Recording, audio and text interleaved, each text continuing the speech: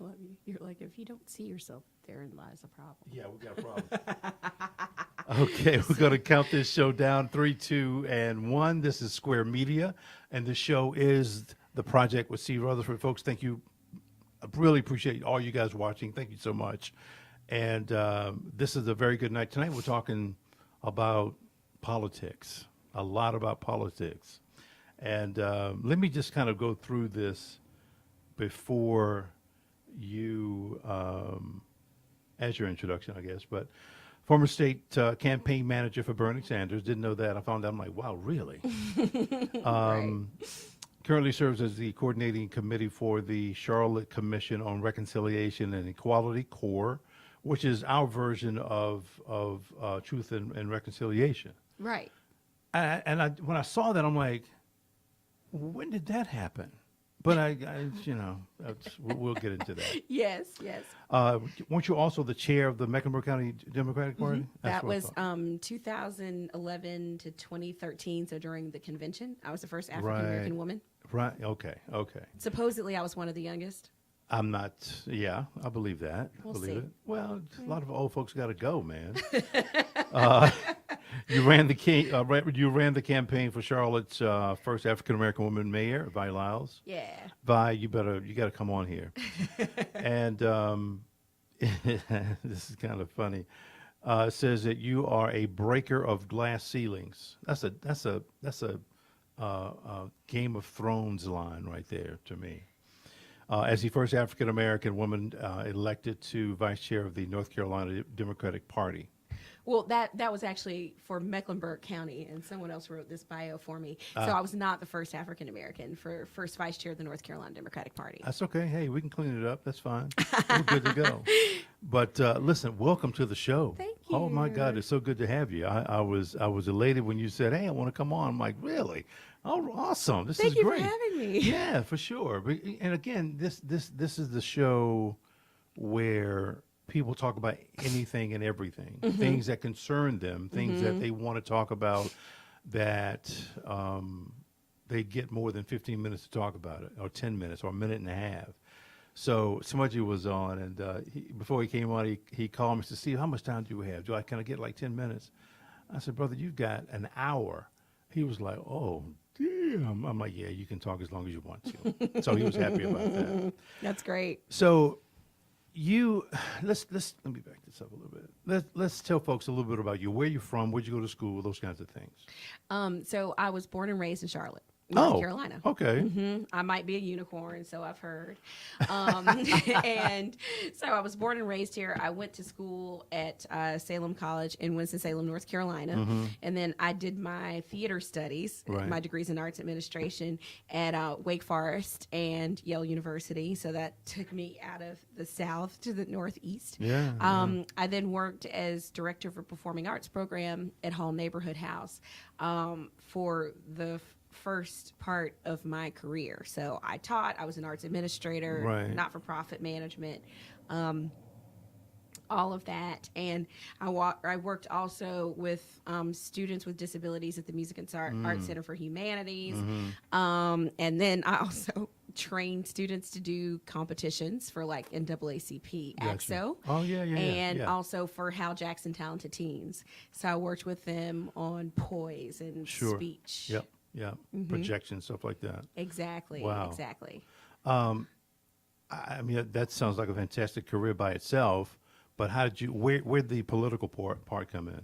What political part? What are you talking about? So I've always had sort of three interests, passions, and I don't know, involvement areas. Right. Religion. And I actually minored in religion at Salem College, or did almost everything I needed to almost get a minor. And I had the other interest in politics and the other interest in the arts. So I started acting from out of the womb. My mom is an artist. She was a producer for PBS. She's a playwright. So I had no choice but to get on the stage, Right. which is odd because I was so shy Really? that it took other people who weren't my parents to bring me out of my shyness, right? And do that work on the stage. Yeah. So I believe in the arts as a form of education, empowerment, and basically an overall tool for teaching. So I also worked for Wolf Trap Early Arts Learning for their program in Connecticut, and that program specifically works with young people to help them cultivate basic learning because it uses the principle that students are multisensory learners. Sure. And you need to teach in the ways that all children learn. Right. And in order to do that, you can't just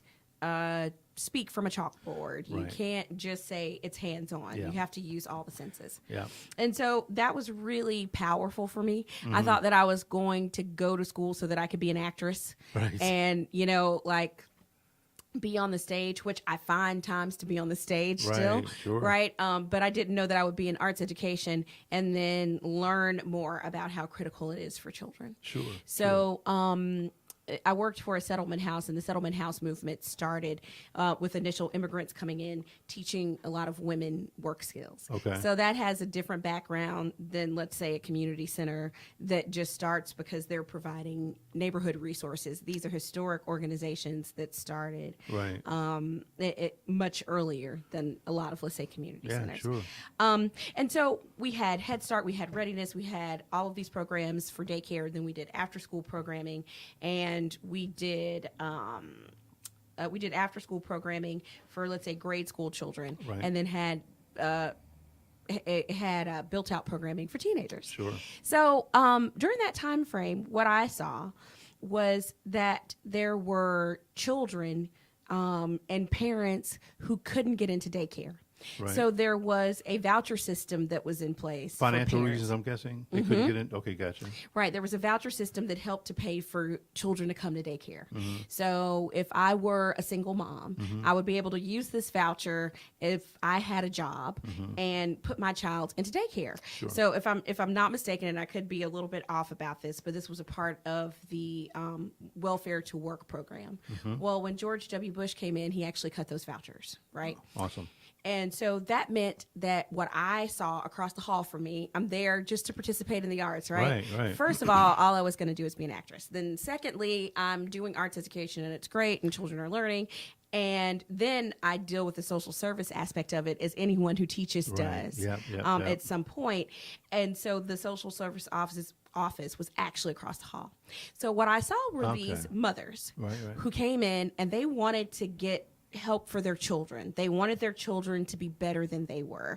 They wanted their children to have a better life. And what happens, of course, is that if you're not exposed to things as a child, then in your process growing up, it's hard to know, how do I get my child to college if I didn't go to college? But when you say child, you mean more like from 4 to like 9 or something? Or? Yeah. So they had daycare, and I want to say that was it was pretty much newborn. I think you had to maybe be 6 years old to enter in, and I could be wrong about the timing. Wow. But I think we had like 2-year-olds up until they would reach grade school. So that would be 4 or 5 years old. Okay. And then the after-school programming was for what I call grade school children. So that would be kindergarten, roughly through junior high school.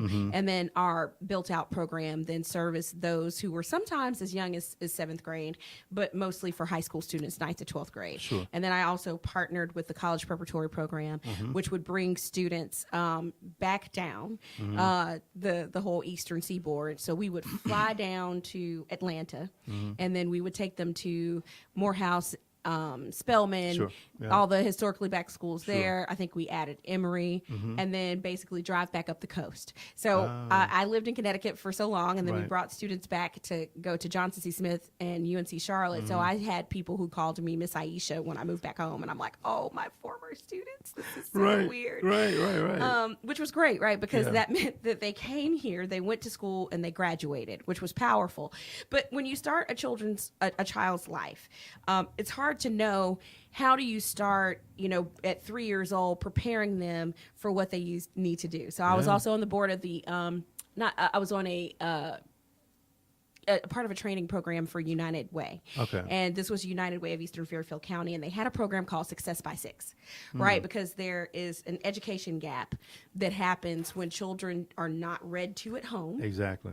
Yeah. And so they need to have a certain amount of education, so to speak. Right. But it comes a part of it almost as a part of their implicit experience. Sure. But yeah. yet again, if a parent doesn't know that, Yeah. they think it's okay for the child to sit in front of an iPad and not read, Right. or that it's okay for them to even play outside, right? They Yeah, don't yeah. know that they're going to have like a 3,000 word gap in comparison to other children when they enter kindergarten. Right. So this is what brought me to politics. Okay. And I started out with my three passions: politics, arts, and religion. And I thought I wanted to go into the arts. I had interned with Congressman Mel Watt Right. when I was going from high school to college. That same summer, I competed in the NAACP AXO. That same summer, I think it was the same summer, I was 18 and my grandmother was 81, and we met Mother Teresa. And then I went to Wow. the North Carolina Black Theater Festival and met Angela Bassett. And I think it was that same time frame. It would have been maybe my senior year of high school that Bill Clinton was here. Hillary and Bill Clinton were here for the Baptist Convention. And so I think Hillary was speaking there, and then he came to talk about the first iteration of healthcare, Right. universal healthcare, that of course had no traction. Sure. Yeah. But I went to the Teen Health Connection, and he wanted to talk to us about what it looked like to have comprehensive service for teenagers. There's that time frame after about 11 to 12 years old until children are 18 where they may not have a family doctor, Right. and they don't basically almost have anyone to see them. They fall in between the gap. So that's what Teen Health Connection provided. And it was Gotcha. comprehensive in the sense that there were medical doctors, and there were also psychologists. They had everything on site in this one location, which is great. Right. Children need so much support. Sure. And to be able to go to a space where everything is on site, and there was also a sliding scale for Right. payment, Yeah. it made it accessible for everyone. So I was challenged to determine where I should go and who I should talk to and what I should do. But I decided to go into the arts because I didn't want to have to fight. And so then I realized, as an educator in America, as an artist in America, as now a person who was almost by default a social services provider, Yeah. an African American woman, whatever that looks like, that you have to fight for everything. Right. Yeah. So if my goal was to Yeah. avoid the fight, that was now null and void. Yeah. And it was imperative for me to be in the fight so that the services we provided could actually reach the children and help the parents who wanted to figure out what a better way of life looked like for their children early enough for it to make a difference. So in some way, do you think that you avoided the fight? I mean, I know you said you didn't, but by going the arts route, did you avoid it? Oh, I thought I was, but I didn't. Okay. Right. Yeah. Because the challenge, of course, is that I care. Right. Yeah. So, and teaching children, I had to deal with issues of children who were abused. We ended up being a really great partner with the foster care service. So I had a number of children who were in foster care, and through the Smart Start program, which for us was the college prep program, and my program, ended up being a mentor. I mean, they were by my logic, my own children also, right? It Sure. takes a village to raise a child, and I was not just teaching them, and because we provided out of school services for everyone except for daycare, you end up being an integral part of the children's lives. Sure. So Yeah. we had standards like you need to produce, you need to and I don't know what the averages were, but we wanted them to maintain a certain grade average. So it got to the point where children would run from school to get over to my office to Oh, show wow. me that they got an A on their paper in Wow. school, right? That's awesome. Yeah. Yeah, so, if you can't go on a trip and you can't do these things because you're not producing, it creates an environment that makes you want to produce. So, there's just a thought process that out-of-school programming keeps children from participating in things because they just don't have time. And then right. there's Yeah. also this idea that they want to achieve more if they're given a reason to strive. Yeah. So Gotcha. all of those things. Okay. So here we are in this spot in your life. Again, when did you begin to really just dive into politics? Well, Was this the beginning of it? what had happened was So I moved back in 2007. So you were still in Connecticut. I was still in Connecticut until Right. 2007, and then I moved back. And that was, I guess, the beginning of the Obama campaign. And yeah. also the economy started the downturn really in 2007. So Yep, in the very artistic true. community, you could tell the difference. Oh, sure. There are places where the impact wasn't really felt and talked about until 2008, Mm-hmm. but a lot of not-for-profit organizations, which were getting funding, and that would include arts organizations Mm-hmm. that were getting funding from major corporations, no longer had the money to give. Right. That were getting funding from even United Way, and some of those Yeah, organizations yeah. started to struggle with funding. And so I think that's where we first felt the impact. Mm. That meant it was hard for me to find a job in arts administration. Right. And so I took on a job through a temp agency. Mm-hmm. Yeah. And so I was, just basically doing office work. Right. And I sat in my car one night and I was heading into the Obama office and I was like, you know what?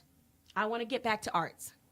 But there was this Gwendolyn Brooks poem called First Fight, Then Fiddle, right? And so in order for me to get back to being an artist, yet again, I have to fight. Right. I have to fight for our way of life and for us to come back. So I'll focus on politics and electing this man to office, and then I'll get back to my art. Right. It didn't quite happen In theory, that way. yeah. In theory, You're yeah, right. yeah. Wow. Yeah. So that's how I then jumped in. I started volunteering for President Obama. Then, as we joke, everyone had a role for President Obama's campaign. So I was a staging location director, and I had my own space where I, had to staff and get Right. people to come in, and we had all of these different roles for folks. And basically, it was a field office Yeah. in the community, Yeah. which also gave me another connection because it was great to talk to these people and know that they needed help year round, and that unfortunately by default a lot of party politics had this transactional relationship. Right. So then it made me more invested because I'm like, we just Right. got this man who has no lights to go out and vote. That was one of the most transformative experiences of my life. I bet. And so, I bet. we got a woman on the corner who was apparently registered. No, was she registered? Yeah, because it was election day. She was registered to vote. We were able to get her to vote, but I don't know what kind of condition she was in health-wise. Okay. I can't say that she was or wasn't perhaps an addict of sorts. Right, right. I can or can't say that she may or may not have been in a transitory, if not homeless, living situation. Yep. So you take this woman to the poll, and she was like, "This is the first time I felt like I could make a difference." I mean, if 2008 Wow. was a time frame, I feel like we're disenfranchised people. Yeah. A lot of African American people who thought that they never mattered, that their vote never mattered. Yeah. Were engaged in the process, and so for me, I felt like the responsibility was to come back and figure out, how do we volunteer? How do we consistently build relationships and talk to people? Right. How do we make sure that there's a connection and it doesn't just come every 4 years for the purpose of an election, Right. which I'm still grappling with. Yeah. I've not resolved that issue yet. Yeah. And so from that point on, I think I became third vice chair of the Young Democrats of Mecklenburg County. Then I became third vice chair of the party. I held those positions simultaneously. I started to do... Young Democrats and of the county chair. I mean, county. Yeah, third vice chair. Wow, And okay. then after I finished those terms, I finished the Young Democrats role, continued my third vice chair role, and then ran for chair of the party. Right. Became chair of the party, and then I also, prior to that, started doing work with candidates. So, Yeah, we yeah. supported Anthony Fox, Yeah. and I worked with Kelly Alexander and Yeah. Patrick Cannon and David Howard. Yeah. So you name it. I think Jennifer Roberts at that point, right? Right. So everyone who was out there, to their credit, probably interacted with and connected with Young Democrats. So we volunteered. We did the work. Wow. And then after that, I finished my term as chair of the party, and then I did some other work, and then I started my own company in 2015. Sure. So then moved into this space full time. But your firm is a consulting firm, I'm guessing. Exactly. Yep. Okay. Yep. All right. And you consult politically, I'm guessing. Absolutely. Right. Political consulting. That's what we do. It would have been funny if you just said, "Well, not really, Steve. It's a consulting firm for the arts." I'm like, "Oh, shit, And I would do that as my side hustle too, right? Like, so my side and main hustle. Do you work with Q at all? I have. I've Yeah. been in some of his Yeah.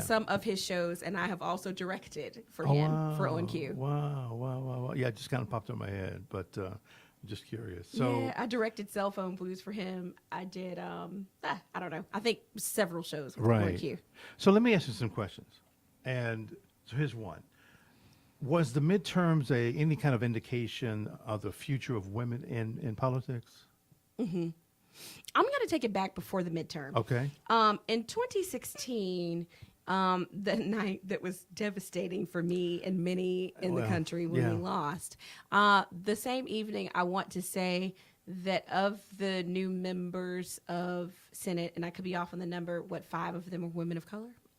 So you had Kamala Harris. I'm forgetting others, but right. that said to me that even though Hillary Clinton lost, that we still had an opportunity for women. Right. And I am a firm believer, Okay. as a progressive myself, that progressives overall can make a difference, and that I think progressive women can make a difference, Right. and that I think progressive women of color can make a difference. Right. Are they the only people? No. Can this be done in a silo? Absolutely not. But I think after 100 years of not having that representation, it's a great time to have that representation. So I think then 2017 was another year. So I wrote this post at the end of 2017 after electing Vi Lyles. The night that we won for that race was the night that the Virginia House of Delegates won. Okay. And so we were at the park waiting on the announcement, and that's when I heard about Virginia House of Delegates. And that was such a diverse group of people. So Right. after it was over, then all the stories came out about the diversity. You had the first trans African American woman. You had the first LGBT woman. You had Vi Lyles, the first African American woman. It was a lot, Then yeah. Shortly after that, you had Keisha Lance Bottoms, the first African American woman in Atlanta. Right. And then shortly after that, Doug Jones made his historic win with the help of African American women. Yeah, exactly. Also, as Democrats, I was first vice chair of the party then. We turned 22 municipalities from red to blue. So to me, Wow. 2018 was very possible because it was clear we were laying the groundwork around the country with historic wins. So Ilhan, who won for U.S. Congress, had actually won in State House first as the first Islamic woman, right? So we then just continue to make all of these historic wins. So absolutely, 2018 sealed the deal for me that this is the direction we need to go in. However, just like with our major, wonderful, historic win for President Obama, Right. we can't allow ourselves to think that it's a given. Oh, right. And right, that right. we don't have to fight every single time. So I think we've made tremendous gains, and we can also have setbacks. Oh, for sure. But hopefully that's the direction that we're going in. And the people who became ignited and engaged from the Women's March and all the different groups that started after 2016, all those people stay engaged, because the only way that we continue to win is if people stay engaged. That's exactly right. But do you also think that women were just tired, just fed up? It's like, something, forget this. We're going to run ourselves. We got to make things happen for us, but in doing so, we're going to make things happen for everybody. Yeah. Well, I think that there are women who took it for granted, right? I mean, if all of the women who participated in the Women's March had Right. actually voted for Hillary Clinton would have been president of the United States. I agree with that, yeah. So it's not just being fed up, it's also being ignited into action. Right. And to recognize that your vote, your voice, your actions actually matter. It matters, so you right. can't sit home. No, right. Yeah. Wow. So let me ask you this then: if more women run on the Republican ticket, do you see women in that party having a better relationship with their counterparts across the aisle? I hope so. Yeah. It's really interesting because I can't remember the congresswoman's name, who said that she was going to, and I forgot the action she was supposed to take as far as it related to Kavanaugh, and then she pretty much rolled back and supported moving forward. I think that unfortunately, race nor gender will completely determine that you work with people who Right. look like you. Mm-hmm. And try to work across the aisle. But I am hopeful that if there are more women, hopefully they will collaborate more. I think women do a great job collaborating. Yeah, I agree. I agree with that. Because, look, right now, no one's working. Well, very few are working together. The guys have got their heels dug in, and they're not really, they don't want to really work with anybody. So that's awful. And that's at the state legislature. That's not just U.S. Congress. Well, that's exactly right. Right, exactly. Exactly right. Let me see. Are women who are running on the Democratic ticket leaning more progressive, you think? I think they are. Yeah. It's been my theory for quite some time that the more progressive, the better, right? And so I think if you look at Ayanna Presley, Alexandria Ocasio-Cortez, Right, yeah. Ilhan, and I'm leaving a few out who I still know their names. Oh, Rashida Tlaib. Yeah, yeah. You look at them and they're really, really progressive.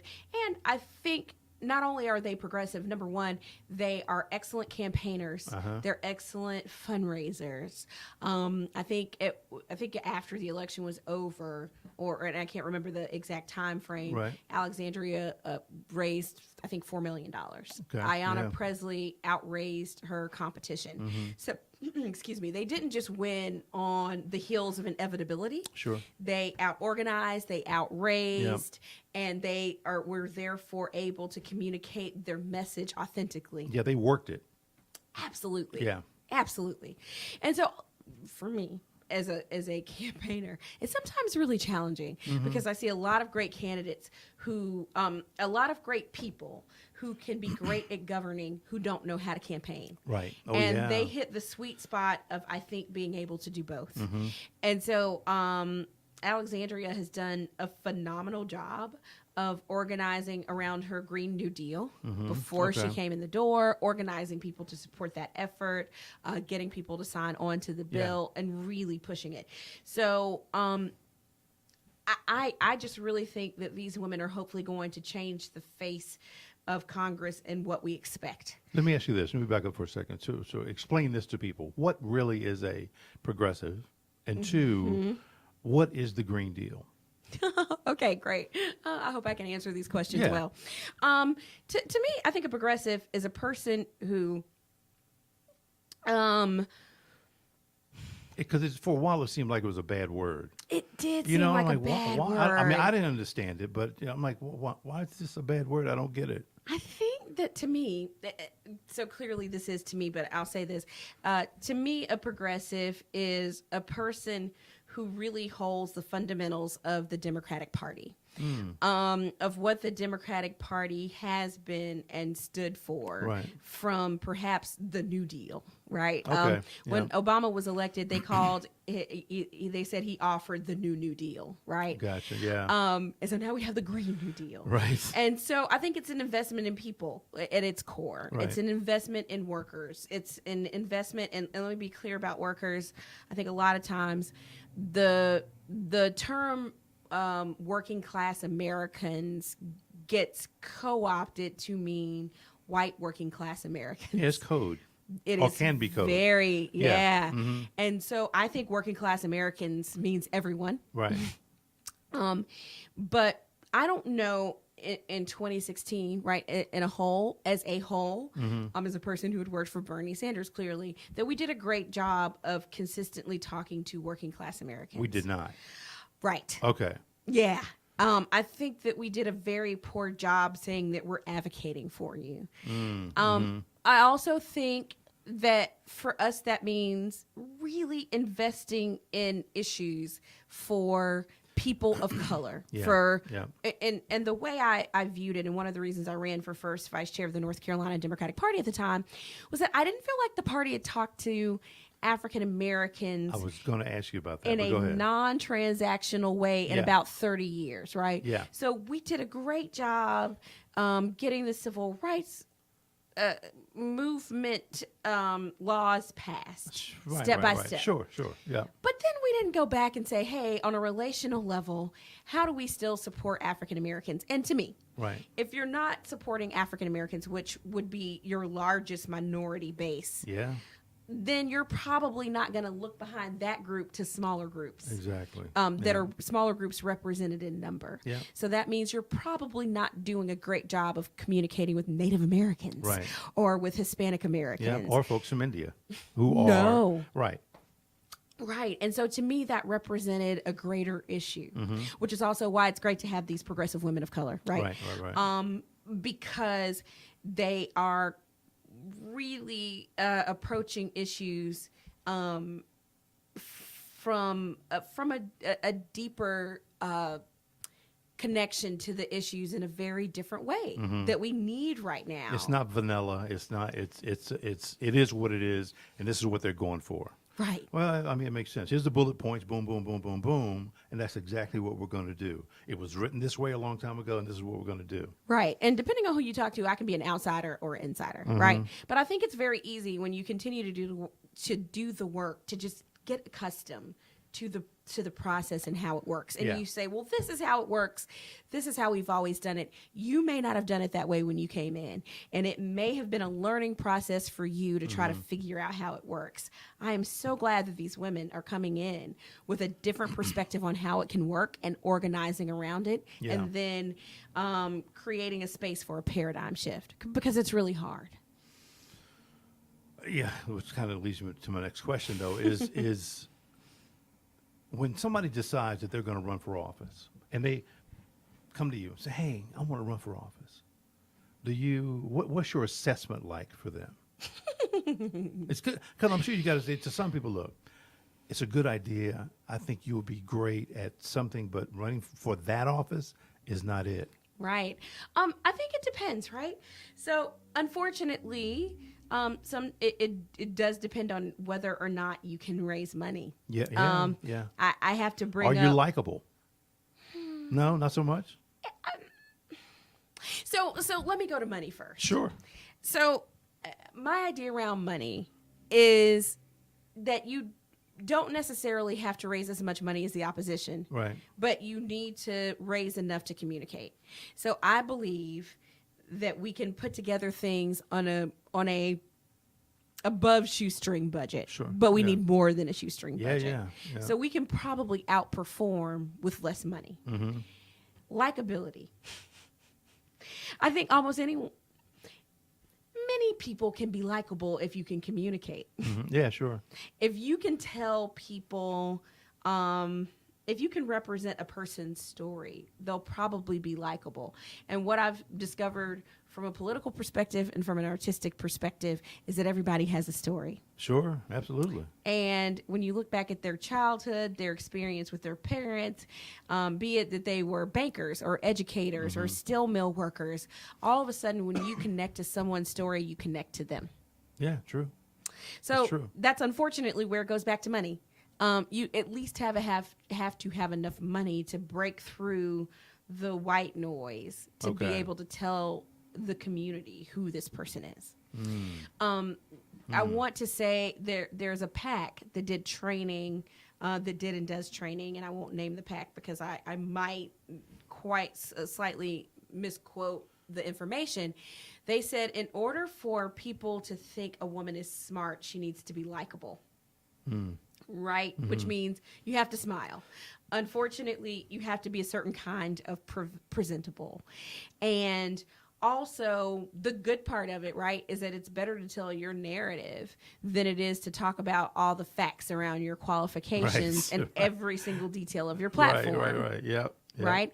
And then if they think that you're likable, they'll also think that you're smart. Yeah. So it does matter, and I think it's still just a matter of packaging.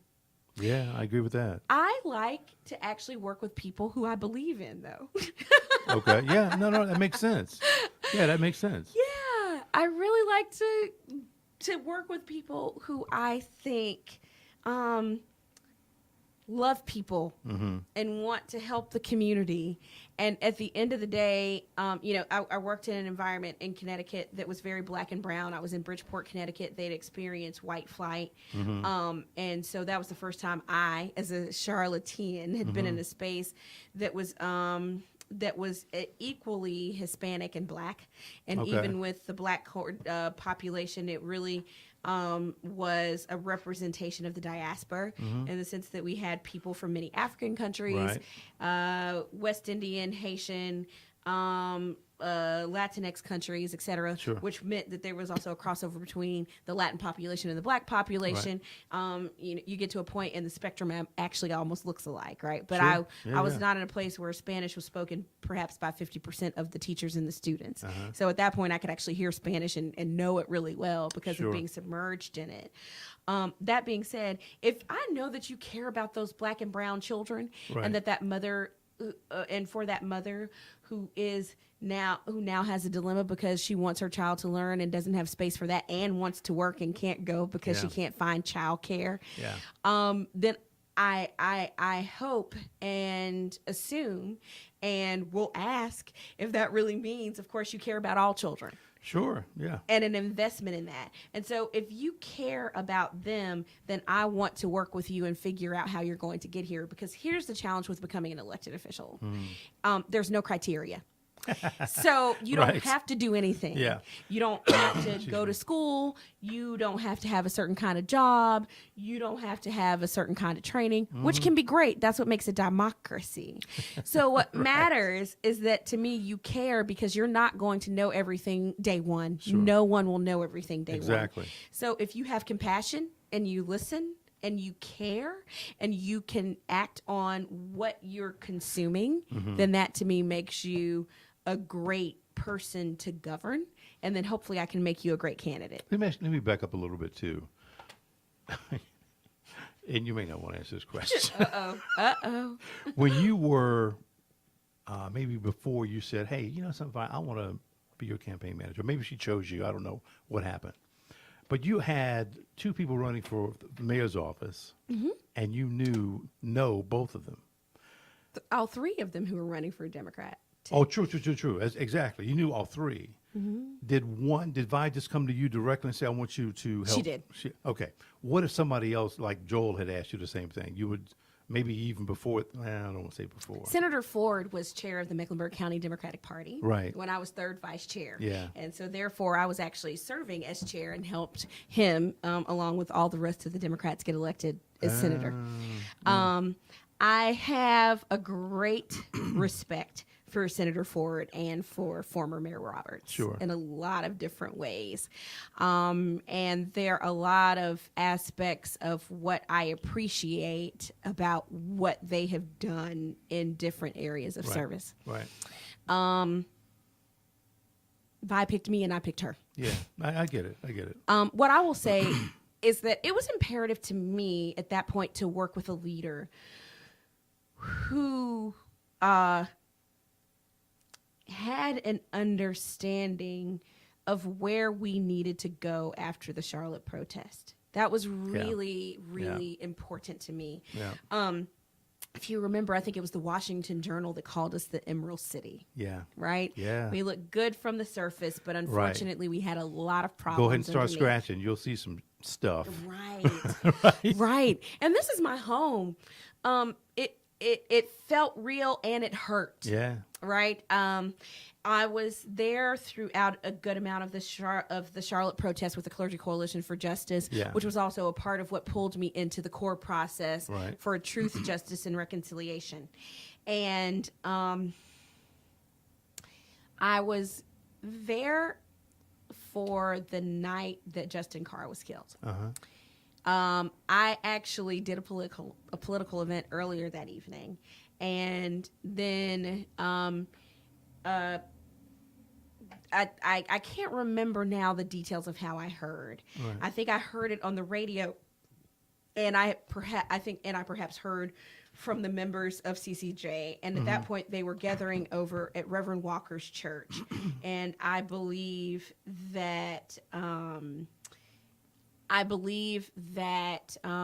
that point it was Robin Tanner, who was the head of it, let me know what was going on. She was the head of the CCJ. Right. Sent out text messages, and so I got over to the church.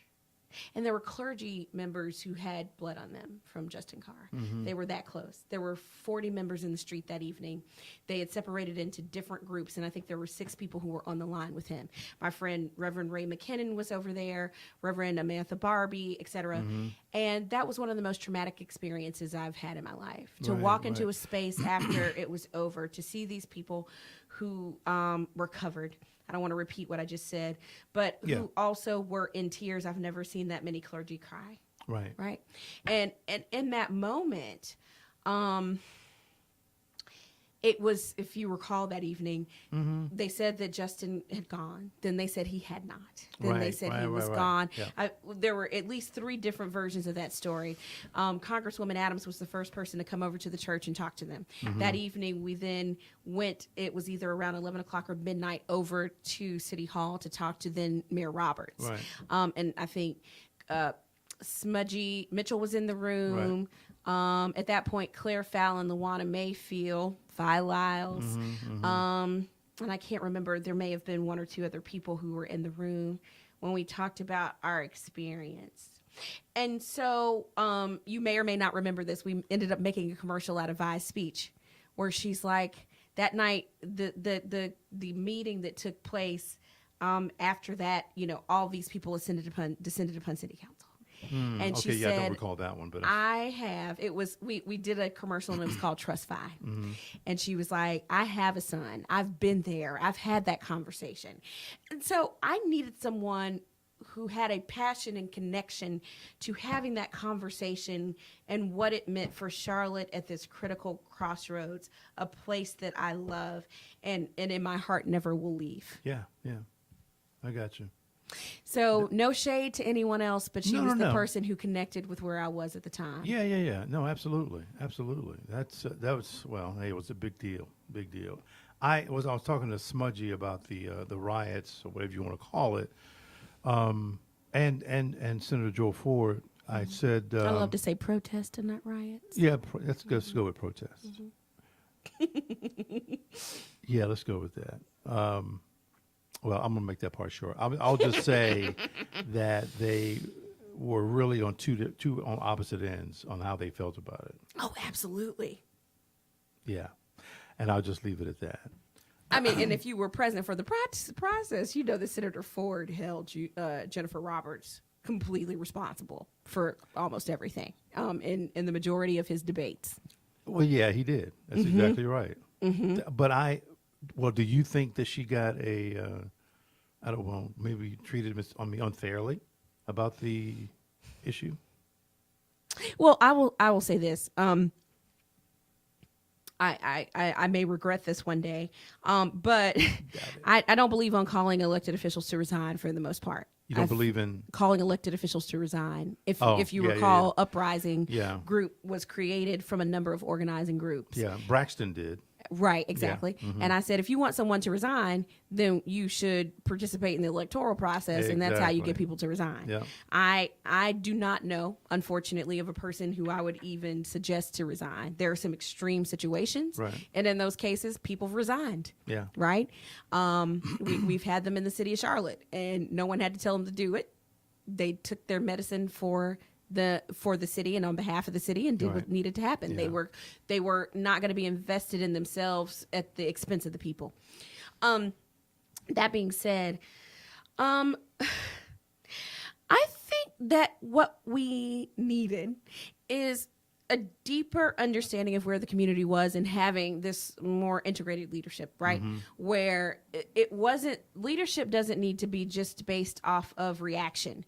It needs to be based off of what people need not to reach that point. And I think that unfortunately, the then mayor didn't really have a clear idea of what that looked like. Yeah, sure. Yeah. And so I don't know that saddling her with blame, so to speak, is where we needed to be. Yeah. But we clearly also needed to look for leadership that had a different connection and understanding for how to deal with the ills that lead to that amount of discontent. Oh, yeah. Yep. And so funny because I think Braxton even at the time wanted, who was police chief? It was the same police chief. Right, Putney. Putney, And I was thank like, no, he's not going to resign. Right. Right. Like I was that person in the room. I'm an insider and outsider, and Yeah. I am institutional and a Yeah, radical yeah. all at the same time. There you go. I think it's a good place to be. Not a bad spot to be in. I'd like to get him on the show too. But getting people to, almost like what you said, but getting people to resign does what? I don't know. See, the problem, of course, and this is going to be the when you ask it that way, and thank you for that question. And when you bring up the chief, it's highlighted even more, right? And that is that you have to deal with the institutional structure. Yeah. So, if someone resigns, especially like in the place of mayor, right? The structure for replacing them is a very internal process, right? Like you're going back and they're going to elect someone from the council, then appoints someone to complete that term. Yeah. So if you feel like the council isn't necessarily responsible, then how are they going to perhaps be more responsible with replacing them with someone who then aligns with your values? Yeah. They don't have to listen to you to do that. I mean, you can definitely advocate, and I am always about advocating. Like advocate even if you think it's not going to work. Right. Right. Do it anyway. Yep, I agree. Yeah. Wow. So and as far as the police chief, whoa. So if you think following the process that it was bad, and now you're going to say, okay, well, hey, people who we all disagree with. I didn't disagree with everyone. Let's just be clear. And I know all of the people who were serving then and the ones who are serving now. Right. But if you think that you disagree with them and then they appoint someone else who you disagree with, and then that person then turns around and hires another person who you disagree with, where did you get? So I think it's more important to make sure that you're also having consistent conversations and doing that advocacy work and doing the work that's going to address the system and structure. Well, the funny thing too is I've seen people say, talking about the protests and everything that was going on there, and they talk about there seems to be an increase of crime. Well, I think we need to get a new police chief. Here's in my view, one of the downsides. Okay, let's just say you get a new police chief. Well, what if he comes down hard? That's right. Guess who ends up going to jail? A lot of black men. That's right. So now you're going to say, why are you sending all the black men to jail, in prison? Well, didn't you want to change? Yeah, but I didn't want that kind of change. It's a, I won't even call it a slippery slope. I think we kind of rush to judgment on a lot of things. And again, replacing someone instead of trying to work with the crew or the people that are there, I think that's really a better solution, in my view. I agree. And one of the things that is a challenge is that, let's just say you have the person with the absolute best intentions. Right. Well, if they're coming into an institutional structure where they're still having to fight the institution themselves, then it still may take them, I don't know how long, to even implement positive changes because they're still dealing with the same structure. Well, that's almost like the current governor. I'm just saying. He had to make a lot of changes once he got in there because they took away so many of his powers. So anyway, that's some things what took maybe, and I can't remember the time frame, 6 months to a year for the court to then determine that he got his powers back. Exactly. So it's not that simple. No, it's not. And I'll add, as far as law enforcement is concerned, it's a really tricky time because as soon as 45 was elected, right, they took down, I think, like some of the civil rights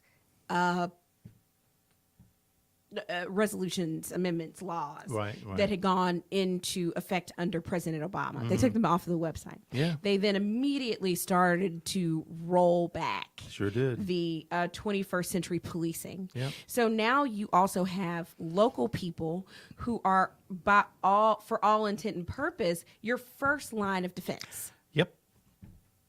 There you go. Yeah. So it's complicated. People, you better vote. So, I was going to say, what is your hope for North Carolina politics? But we'll get into that a little bit later. Oh, okay. The whole Mark Harris debacle. Was that an indication, do you think, of how desperate the party is in making sure that they win at all costs? That is so easy for me to say. I think that there are two different things. One, unfortunately, I do not think, I do not think, and I know for sure that Republicans have not played fairly. Right. Let's just talk about the voter ID law. Yeah. Gerrymandering. Right. I remember in 2008, 2012, 2010, very specifically, all of these games that were being played at the polls during the general election. Yeah. I want to say it was 2008 that someone had a BlackBerry outside of polls telling people that they could vote there. I mean, Wow. the information that we received through voter protection was just awful, disturbing, and really bad. Yeah. We had to play a tremendous amount of offense, defense, middle fence, low fence, and high fence. Yeah, pick a fence. Bam, in order for us to be productive. That being said, there's also a certain responsibility for Mark Harris. Yeah, absolutely. You know, I was actually on Capitol tonight, and the Republican commentator pointed out, right, like he reminded us that Mark Harris was actually the outsider candidate. Pittenger was the party candidate for the Republicans. And Okay. So I say that to say that he definitely decided that he wanted to win at all costs. I'm not quite sure that the party can be blamed for that. So that's not to say that the Republican Party hasn't played games, Right. but I think that Mark Harris exposed something that they wouldn't have if they could have Oh, I helped it. totally agree with that. Right. So, Totally agree with that. Yeah, And now the guy, whatever his name is in that county, I guess he's going to jail. But it's awful that. Here's the bottom line: politics is dirty. It's not a clean thing. It's not. It's none of that. And it's awful that it is that way. But it's, it's all about money. Goes right back to money again. That's freaking awesome. I mean, awful. awful. Yes. Yeah, awful. I mean, it's money and it's power. It's positioning. Money and power, right. That's exactly right. I've seen some Democrats switching over to independent. Have you seen that? Have you getting any stats on that? I don't know any of those folks. Okay. We're going to Just keep kidding. on moving. I mean, unfortunately, independents are the largest growing group, right? And I say unfortunately as a Democrat because I don't want anyone to leave the Democratic Party. Sure. And that is with recognition that all the parties are flawed and that in a lot of different ways, there are less options in a two-party system. Yeah. And so, like in New York, you have a stronger working families party. Of course, even in some areas, you have Green Party candidates who actually play a role in local politics, which just doesn't even happen here. So there are spaces where you have different parties that at least influence the election. Sure. So I realize that there are limited options. I am clearly still a Democrat and very invested in being a Democrat. Same here. So it is disappointing to see people leave the party. As a political strategist, I just think that means our work is cut out for us to tell our story and tell our narrative and let people know that we are actually there to support them. And if we're not doing that, it's our fault. But something, I think people are leaving the party because they don't feel as if the party is doing anything is one thing. The other piece is, because this has been a question, many comments about the Democratic Party taking black folks for granted, especially black women for granted. And that is not a good feeling, not a good conversation, but I think it is. I think it's partially true. I mean, they kind of take that for granted, and so we just got to work on that. Somehow we got to work on it. 2013, I did a Congressional Black Caucus boot camp, and there was a man there who did a training for us, and I want to say that he was East Indian, and he had worked for President Obama, and I think he had worked for the Gore campaign, and he talked about a lot of the different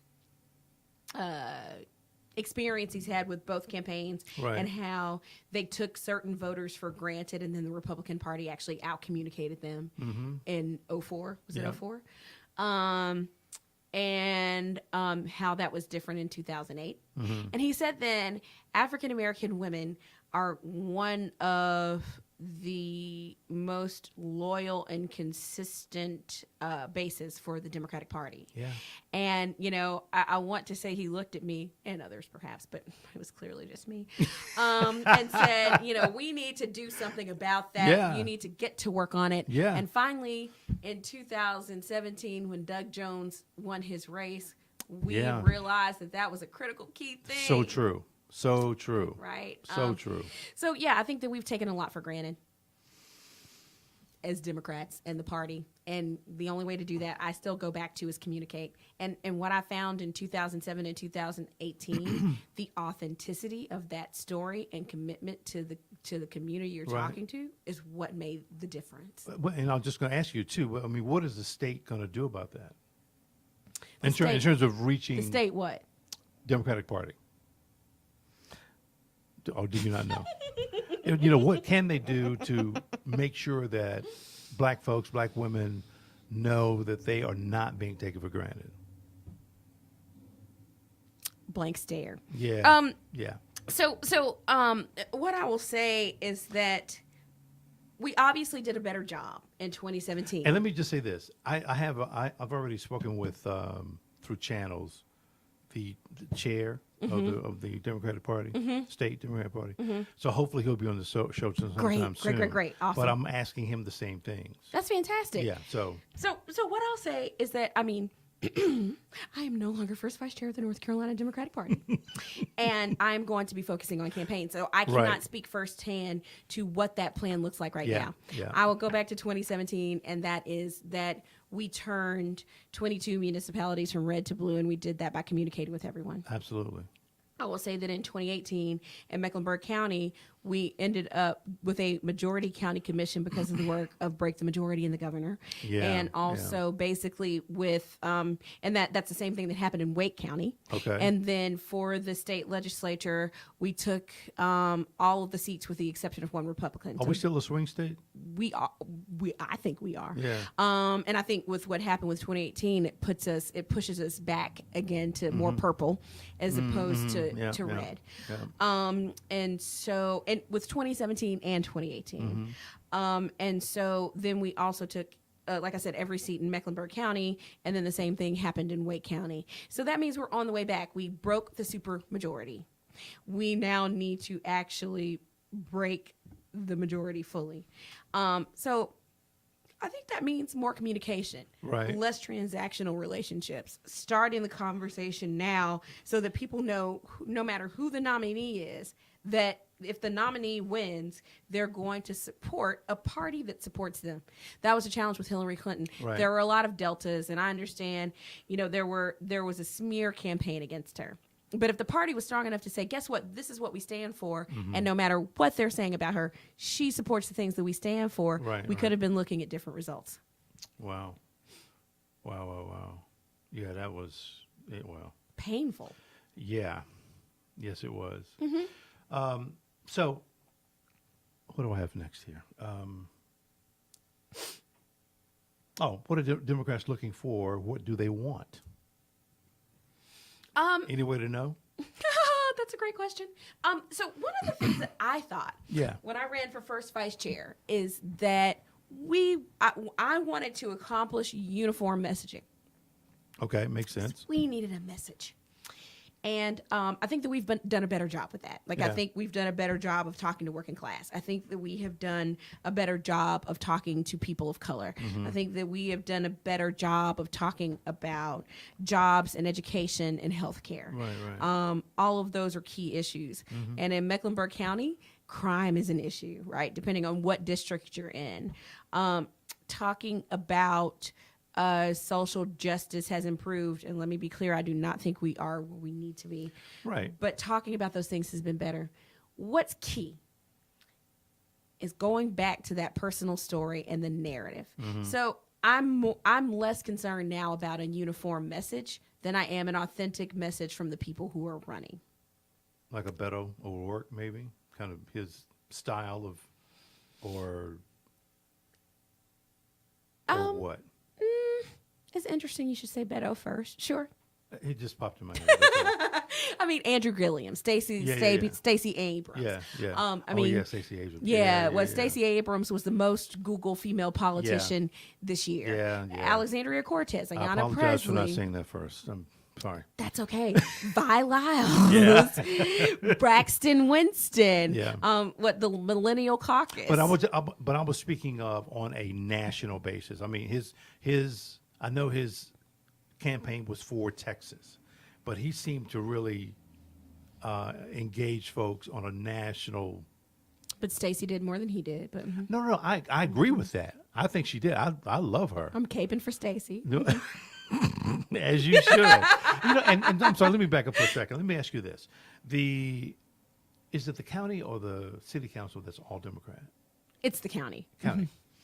And we have black folks heading up almost every major Yes, thing. we do. Right.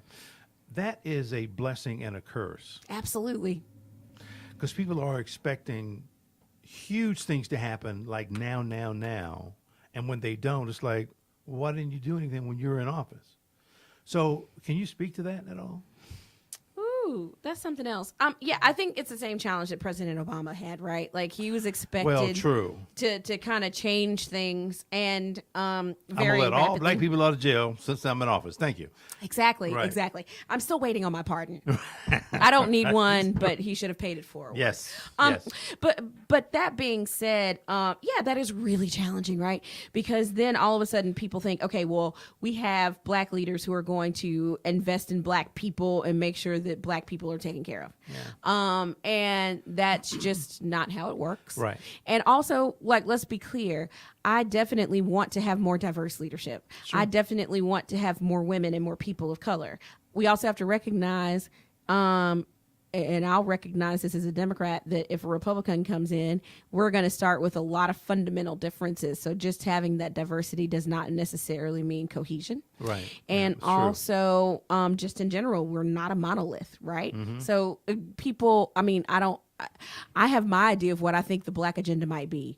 And, we have some now core principles for what the Democratic agenda is. Right. But then it's going to look different in a coal mining space than it looks in a banking space, right? So the priorities are going to be different to meet the people's needs. And the priorities are also going to be defined by experience, and the priorities are going to be defined by those who participate in the conversation.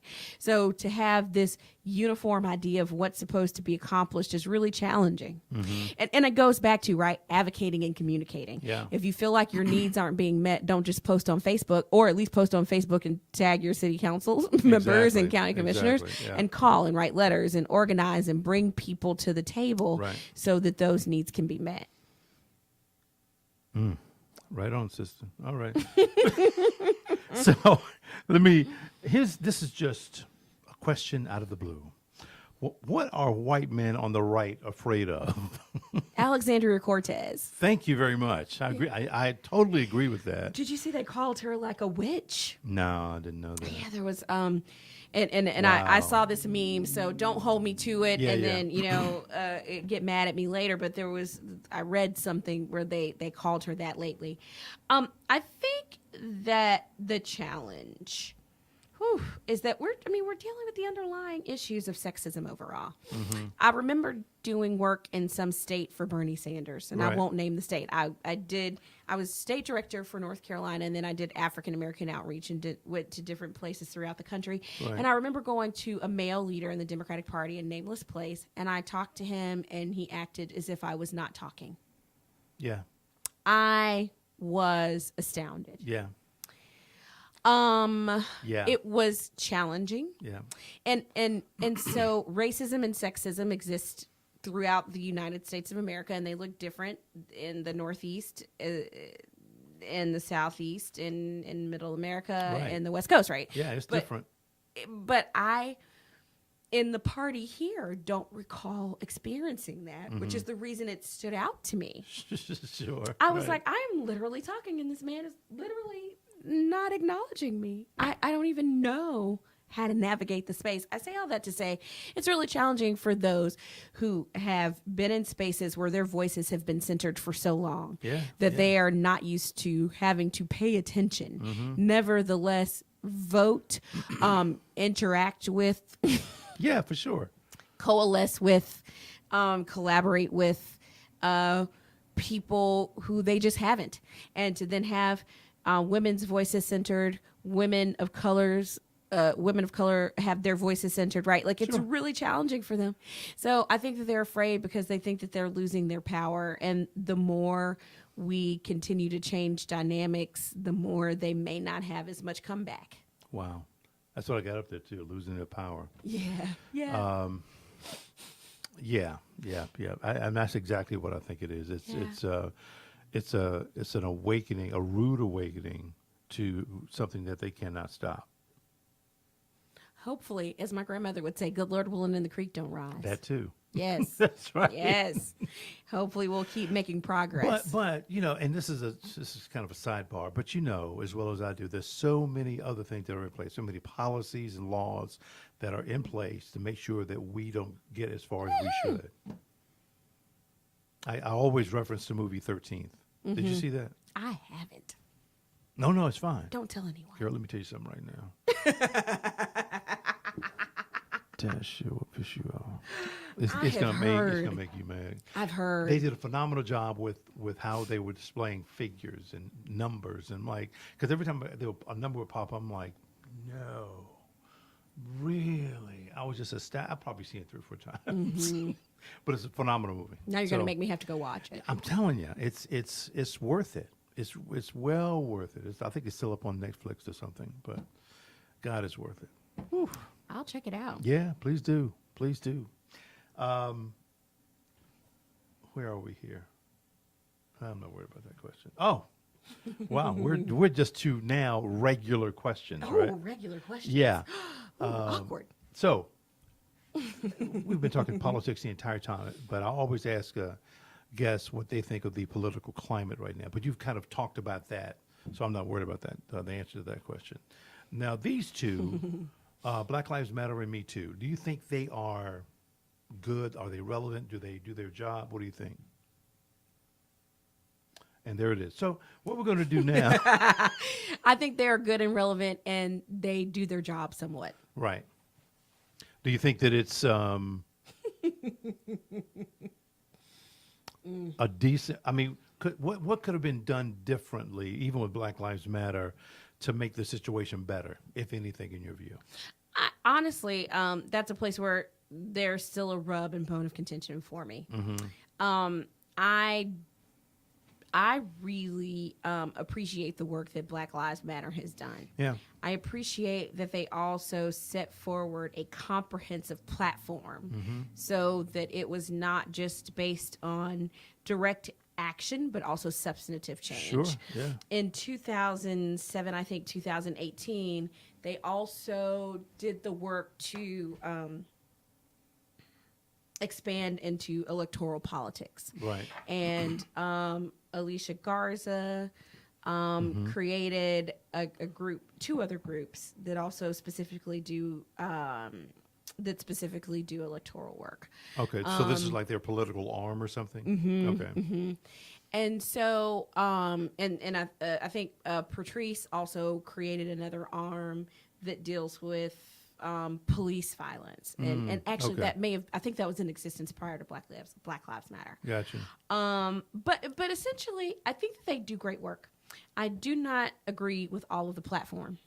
I also do not agree with the platform of anyone comprehensively, right? Like there are issues where I think we could make changes or do better. But that being said, I don't think the Democratic Party has unfortunately still given them enough air and time. Right. We have been able to make changes because you take someone like Ayanna Presley and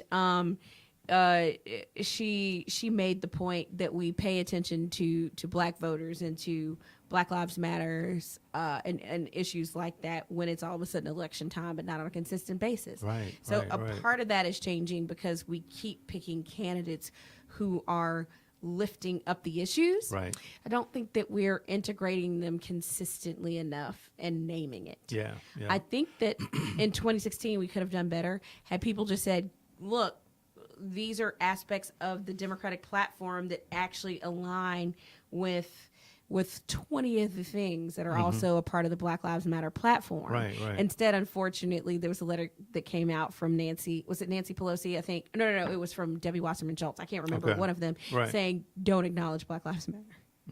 So you can talk to them, but don't necessarily lift up their platform. Right. And so I think that we just need to say these are the places where we are definitely partnering and working together. Even if we don't align and partner on everything. Let me ask you this, though. I think both of these organizations are here because of things that have happened, right? Black men getting shot, black people getting shots, on and on and on. But if somebody hadn't started it, well, let me go back. Don't you think somebody should have started some type of organization like that because of all the things that were going on? Oh yeah, absolutely. Okay. Absolutely. Yeah. And I think to skip to Me Too, or to speak to that. Yeah. It was a long time coming. Exactly. Right. So I happen to work in two industries where there's perhaps no accountability. Right. There's no defined HR department in a lot of these spaces. Sure. So unfortunately, people can get away with a lot in the world of theater, film, and television, and in the world of political campaigners. There you go. So we just unionized political workers last year. Right. Wow. So then you don't have a defined, consistent process to be able to deal with things, which is the same for those who work in theater, film, and television. So it's been a long time coming, and women have taken a lot, and men have taken a lot. Right. Yeah, sure. And so I'm so glad now that we have a space to lift up those voices. I think it was going back to Black Lives Matter. I think it was Philando Castile. I had a connection of mine reach out, and I don't know if you recall that for whatever reason people were more outraged by Castile's death than others, and it was all horrific, and I can't even watch them all. Well, yeah. But someone said to me, and if you remember, Castile was, unfortunately, like one of the 7th more publicized deaths than others. Maybe it was 10th. And someone said to me, I remember thinking, this was a white female, Right. that when Black people told me about this, that it was not really real. She said, because I didn't want to believe that it was real. I was going to say because she didn't want to believe it. Okay. But that means we've been dealing with some form of a system and an idea, a thin layer of implicit bias, even from those who are invested in doing the work, invested in compassion, invested in anti-racism, right. that said that all of us must have a psychological disorder and an inability to process our reality. Yeah. That is really deep and heavy and sad. Yeah, exactly. And so we were told we had a chip on our shoulder when our cousin just got killed, or whatever that looked like. And get over it. And that we couldn't have the ability to process what just happened. That's unreal. And so we needed a Black Lives Matter, and we needed video cameras. So that unfortunately, for whatever version of Philando Castile, for whatever version, even though we didn't have videos with this one, but we at least had a microphone to tell the story, right. With Trayvon Martin. Yeah. When all of these things started to happen, that we had a way to record it and communicate about it in a different way. So those who don't want to participate in that, right. who are well-intentioned, who want to do the work to dismantle racist structures, right. knew what was actually necessary to make it happen, and they still don't know, and I don't know. Yeah. And we're growing, and we're still building what it looks like on a deeper level to do that training and work and structures and places and schools, and we're really building. But thank goodness now people know it needs to happen. Well, you know, the another awful thing is that with with your smartphone, with the body cams, everything's being recorded, and even with that, people are not being convicted. Oh, right. And that's when you see Black Lives Matter, that is like the foundation of Black Lives Matter. It's like, come the hell on, man. I mean, it's clear that the cop shot the dude for no apparent reason. Because you felt threatened? No, I don't think so. So it's amazing to me to kind of sit back and watch these things that are going on. Even the cops out in L.A. who, I guess they shot the dude, I don't know, 20 times or something. Stefan, I can't think of his last name. But they thought that he had a gun. He did not have a gun. And the 11-year-old who they shot. The 11-year-old. Who they thought had a gun. And I can't think of his name now, and I feel horrible. I met his mother. Did you really? Not him, but the one who was killed in New York. He was choked to death from I can't breathe, right? Yeah. You know, so that's not worth a pack of cigarettes, right? Like someone's life. This man told you he couldn't breathe. Yeah. It's still. It's alarming. It's alarming, and it's still a psychological burden, which is why I can't watch all of the videos. Right? Yeah. I can't fully consume all of that all the time. Mm-hmm. You know, now they've written articles about what it means to be an African American and have PTSD or whatever it looks like to watch all of that consistently. Epigenetics, and maybe. Then to see nothing done about it. Yeah. Yep. Here's something lighter. What's your favorite restaurant?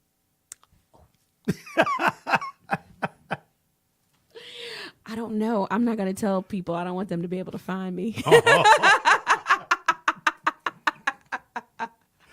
That's fair. That's fair. Your favorite drink? Ooh, I don't want people to know what I'm drinking. No, I like Crown and Coke. My girl. My girl. Brown liquor, man. Yes, indeed. Yeah, I drink this thing called B&B. It's which is actually a drink. It's a liqueur. It's brandy and Benedictine. I think I've had that, but not a lot. I need to now figure that out. It's good. Yeah. It's good. Yeah. Okay. Yeah, it's good stuff. What's your favorite place to travel? Ooh, that's a good question. I lived in Connecticut and New York, so I love there. I love going there. I still feel kind of like I'm going home. Mm-hmm. I really love the West Coast. I have an affinity for Los Angeles. Yeah. I recently went to Puerto Rico for the first time. Okay. And I really, really love it there. Yeah. It's beautiful. It's warm. Yeah. It's kind of amazing. I went after the election cycle was over, so I rarely do something where I feel like there's a release after the election. And I gotta get away. Lovely. Right. Yeah, and unfortunately, my phone broke. So it was fantastic. I couldn't even talk to people. Not a bad thing to happen. Yeah. Not bad at all. Yeah. Yeah, I love blue water, white sand. Just give me that. I don't care where it is, and I'm good to go. Exactly. Oh, my goodness. Exactly. I love that. Well, and I also loved the people. Mm-hmm. I spent some time in Belize doing a missionary trip. Okay. And I also love the people. And what I love is that I think, Belize, where we were, and I can't remember exactly where, it's really, really a low income area that we would, I think, consider impoverished, right? Mm-hmm. And we were there for a week to teach. And I taught dance class. I'm not a dancer. I could do enough to get by for what we needed to do. Right. But we were there to teach, and so we did class all day. We had breakfast, lunch there. They went to different classes. And then we stayed at this little hotel, and the children would come and sit outside and hang out and wait for us. Yeah. And so I loved, we could take a van to school or we could walk. Yeah. And I would love to walk. And I don't know how many children I had walking to school with me every morning. Wow. Maybe I had 5 by the end of the week. Perhaps I had 20. Wow. Right. And so to be in these spaces where... like a Black Mary Poppins. That's it. It was wonderful. It was wonderful. beautiful. Right. But, to work in a space that unfortunately can have a lot of negative attributes. Yeah. And then to be in these spaces where you're just like, it's kind of pure. Yeah, And, sure. and it's in some ways simplistic. And, you're also reminded of why you're doing the high level work to change policy because Yeah. you want to affect these little faces in front of you so that they have a Exactly. better space. Exactly. That's really cool. Yeah. And the best part about it is that, they don't ask very much of you. Right. Except for you to kind of like pay attention to them and invest in there them. you go. There you and go. so Yep. it's really simple. And I'm like, I want to change policy to make sure that you can eat all year and that you have a positive education. And they're not into conversation around that. Right. You're they're just not. there and you're present. That's true. It's real cool. Wow. Yeah. So I love spaces like that because the energy's so different. Yep. Yep. Last question. Oh, okay. I started asking everybody this about a week or so ago. What or who is God? Ooh, that's way too deep. I wasn't prepared for that. So I'm a Presbyterian. Okay. I just want to throw that out there. I love my denomination. Works for me. I love my denomination, and I also really respect and value not just other denominations, but other religions. I think Sure. that there is a core piece to Judaism, to Islam, Yep. to the Baha'i faith, to Buddhism. There you go. That all like have common elements of, That's so of true. love for humanity. There you go. Of, Yeah. of perhaps even like loving your neighbor and doing unto others as you would have them do unto them. Yeah. There are common elements of forgiveness. Yeah. Even though they might name them something different, they're common elements of prayer, meditation, calming, centering, honoring. Love. Yes, love. Yep. And the creator, and silence and space without words, and that still bring you back to your neighbor. Exactly. But commune with a higher power. Yeah. So I think she's great. I think she's phenomenal. I think that that God is love. Yeah. And I am of the opinion that when we pass, there are different ideas of what that looks like. There are people who believe in heaven and hell. There are people who believe that there is no afterlife. There are Right. people who believe that in afterlife we transcend into energy. Right. And Right. I think that I do believe in meeting someone in an afterlife. Mm-hmm. And I think that we'll discover that person was love. And Right, that right, entity was love. And if we do our jobs, why are you trying to make me cry? If we do our jobs, I don't cry. This is so weird. If we do our jobs, that we will have participated in what it means to love and support other people. Yeah, And we will have done yeah. our jobs well. Yeah, I agree. I totally agree with that. I was I was raised Baptist, but as I began to travel around the world, and I'm like, that doesn't make a lot of sense now. Well, all the things I was learning as a kid or whatever, and then I began to get into Islam, and then get into Hindu, and get into you name it. But the foundation of all of it, much like what you were talking about, was the piece about love.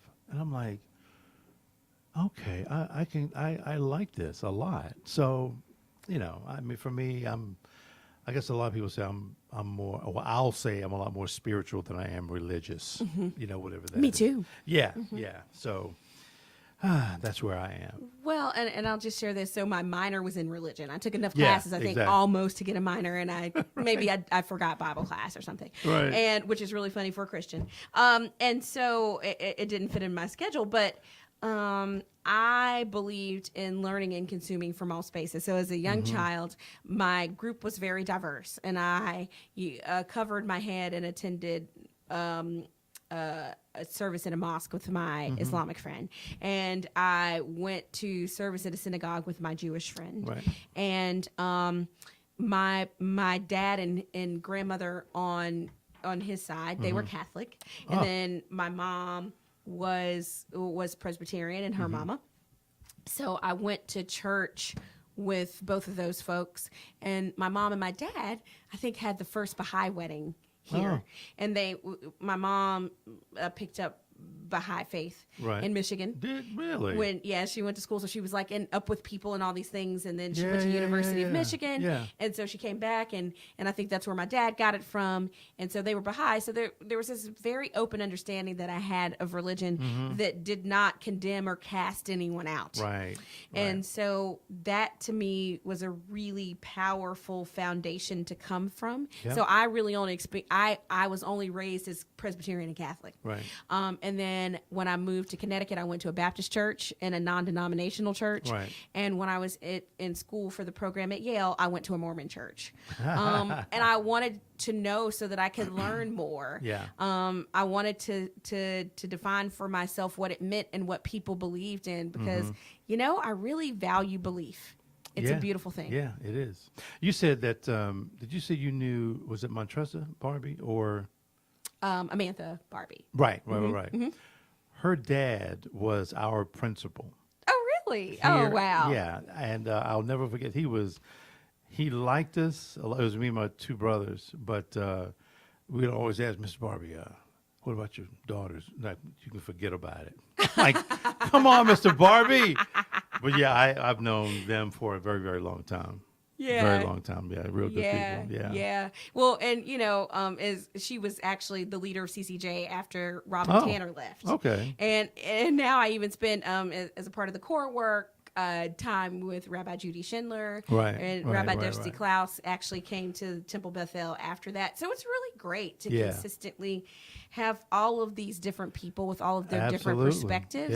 Yeah. It helps to create a deeper understanding of people and continuously expand my thought process. No question. Wow. Well, we are done. Oh, wow. Great. Okay. I thought this was amazing. I truly, really appreciate you.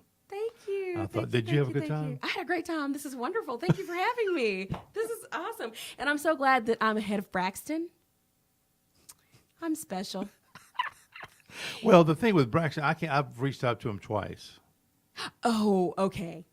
Well, I mean, the thing is that I responded sooner because I'm more popular than he is. That is true, too. It may not be the case, but at least I can tell myself that and everyone right yes, now. you can. That's exactly right. Well, let's look at what's coming up tomorrow and the next couple of days or so.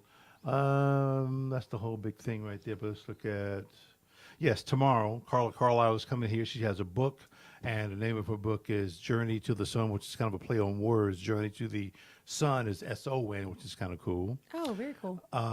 So she's going to be here tomorrow. The next day is Shamira Parker. She has two books, but it's about self-care, value, and worth, and breaking habits, which is kind of cool. Amazing. Thursday, is that Thursday? Ooh. Whatever, Thursday evening. Code switching? Now, I had never heard of this before. Really? Well, not all three. Code switch. I heard of code switch before, but when I saw all three of them, I'm like, what is this? And I looked it up, and I'm like, really?